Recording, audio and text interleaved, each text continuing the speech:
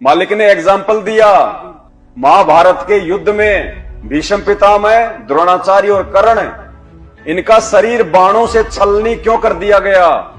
ये तो इतने महान योद्धा थे, उसके बावजूद भी उनकी ऐसी दुर्गति से मौत क्यों हुई?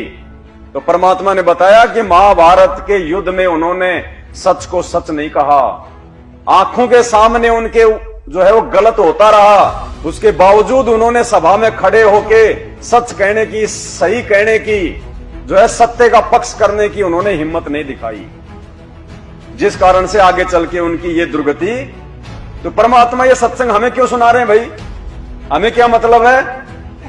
परमात्मा ने इसलिए सुनाए कि आगे चल के तुम्हारे सामने भी वो धर्म संकट की स्थिति पैदा होगी। वो महाभारत मेरी संगत में भी होगा, और उस समय तुम क्या करोगे? तुम महात्मा विदुर की भूमिका निभाओगे या फिर भीष्म, द्रोण और कर्ण वाली भूमिका निभाओगे? तो मालिक कहते हैं कि महाभारत के युद्ध में कहीं ना आडी तिथि, और जिसके कारण उस युद्ध में उन तीनों के साथ में ऐसी बीती। तो ये शिक्षा परमात्मा आप और हमें दे रहे हैं कि भगत को एक पंचायती भी होना चाहिए। बात कहो तो सत्य कहो, अन्यथा वहां से उठ के चल दो, फिर बैठने की आवश्यकता नहीं है। भीष्म पितामह और द्रोणाचार्य, इन्होंने महाभारत के समय इनके साथ कैसी दुर्गति से मरे ये तीनों के तीनों। तो क्या कहते हैं कि द्रौपदी चीर हरण में उन्होंने कहीं न आडी तिथि, अर्थात महाभारत में उनके लिए ऐसी बीती। भीष्म पितामह बाणों से छान दिया गया और पड़ा पड़ा कर रहा हो, रो रहा है, पता नहीं कितने दिन में जाकर उसके प्राण निकले। ऐसे द्रोणाचार्य की मृत्यु हुई, ऐसे कर्ण को बाणों से छान दिया गया था।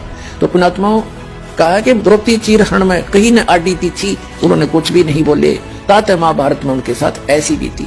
तो पुण्यात्माओं हमने एक नेक इंसान भी बनना है, अपने जो सामाजिक व्यवहार के अंदर भी हमने खरा होना है, अपने कर्म बिगड़न नहीं देने। ठीक है, कहीं जाना पड़े तो 10 आदमी इकट्ठे हों तो सच्ची बात कहे, मानने तो ठीक से ना उठ के चला जा, अपने कर्म धर्म बिगाड़ियो ना। कहते तुमने धर्म उस दरगाह का मैल नहीं देखा, धर्मराज के तिल तिल का लिखा। आपकी सोच का भी अकाउंट होगा। अब बताओ, उस धनाना आश्रम में मिट्टी से भरी हुई ट्रॉली के नीचे 3 भगत दब के मरे, तो ये थोड़ी है कि वो दबते ही मर गए। 2-3 मिनट लगी होंगी, सांस उनका घुटा होगा, वो तड़पे होंगे। तो इन भक्तों के तो भीष्म पितामह से भी भयंकर दुर्गति से मौत हुई है, सतगुरु की शरण में आने के बाद भी। कोरोना में हमारे हजारों भगत भाई बहन मरे कि नहीं मरे? ऑक्सीजन के अभाव से दम घुट घुट के मरे कि नहीं मरे? क्यों मरे भाई? वो तो सतगुरु के भगत थे। सतगुरु के भगत के लिए तो सतगुरु कहते हैं कि यम के दूत तो छोड़ो, धर्मराज हाथ नहीं लगा सकता मेरे भगत को, यमराज हाथ नहीं लगा सकता। अब धर्मराज से बढ़ के फिर और कौन आ गया यहाँ पे? वो तो मृत्यु का देवता भाई। सतगुरु के भगत को तो वो भी हाथ नहीं लगा सकता। और यहाँ तो यम के दूतों को आने की जरूरत नहीं पड़ रही, गुरु जी के परिवार वाले यम के दूत बन रहे हैं भक्तों के लिए। कहने का मतलब है परमात्मा का विधान क्यों टूट रहा है? टूट नहीं सकता। साध वचन पलटे नहीं, चाहे पलट जाए ब्रह्मांड। गुरुजी ने जो अपने सत्संग में बोल दिया अपने भगत के लिए, वो उनका वचन है, लोहे की लकीर है, वो मिट नहीं सकती। फिर भी मिट रही है तो गलती भगत की है, सतगुरु की नहीं है। क्या बताया परमात्मा ने अपने भगत की जो है मृत्यु के विषय में? कबीर परमात्मा के भगत के बारे में आपको सत्संग में बहुत बार बताया है। कबीर परमेश्वर की जो या सत भक्ति जो करता है, उसके निकट काल के दूत, यम के दूत तो बहुत दूर की बात है, यमराज नहीं आ सकता और धर्मराज नहीं आ सकता। आए हैं सो जावेंगे ये राजा रंग फकीरे, एक सिंहासन चढ़ चलो एक बंदे जात जंजीरे। तो भाई वहां तो धनाना में ना धर्मराज को आने की आवश्यकता पड़ी, ना यमराज को आने की पड़ी, ना ये धर्मराज के दूतों को आने की पड़ी। और दास इसीलिए तो बार बार कहता है भाई और बहनों कि वर्तमान में इस धरती पे काल स्वयं संत रामपाल जी के परिवार के रूप में उतरा हुआ है, लेकिन लोग सीरियस नहीं लेते इन बातों को और अपनी जान गंवा रहे हैं। 2022 में सात संगत से भाई बहनों की छटनी हुई। दास 1 साल से बोल रहा था कि 2022 लास्ट का समय है, 2022 का लास्ट का समय सात संगति की छटनी का समय है। लोगों ने देखा ऐसे भोंक रहा है, और देख लो परमात्मा ने क्या खेल खेला, सबकी परीक्षा ले ली, दास की भी ले ली मालिक ने।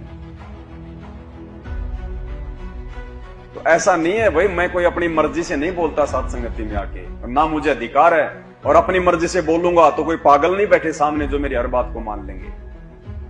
हर बार साथ संगतियों को तोड़ने का प्रयास किया जाता है इस काल प्रेरणा से। ये केवल सत्य मार्ग से ही आत्माओं को भटकाता है, बाकी तो इसने भीड़ इकट्ठी कर रखी उन आश्रमों में जहां कोई ज्ञान नहीं, जहां कोई चर्चा नहीं, कोई सतगुरु की महिमा नहीं। उल्टा हमें वो लोग जो है दोष देते हैं कि तुम गुरुजी को भोग क्यों लगा रहे हो, तुम तो गुरुजी के श्राद्ध निकाल रहे हो। उनको इतना ही ज्ञान नहीं, बताओ भोग लगाएं किसको लगाएं? अरे हम तो दाढ़ी मूछ वाले को लगा देंगे, लाके खड़ा कर दो हमारे सामने, कहां है? हम तो उसको लगा देंगे, लाओ कहां है? तो भाई और बहनों, बिल्कुल अंधकार छाया हुआ है, अंधकार। आप और हम थोड़े बहुत जीव हैं जो इन चीजों को समझ पा रहे हैं। ये सद्बुद्धि परमात्मा ने ऑन कर रखी है, नहीं तो आप और हम भी उन्हीं भक्तों में से भगत हैं। ये विशेष मेहर है सतगुरुदेव भगवान की। सतगुरु रामपाल जी भगवान की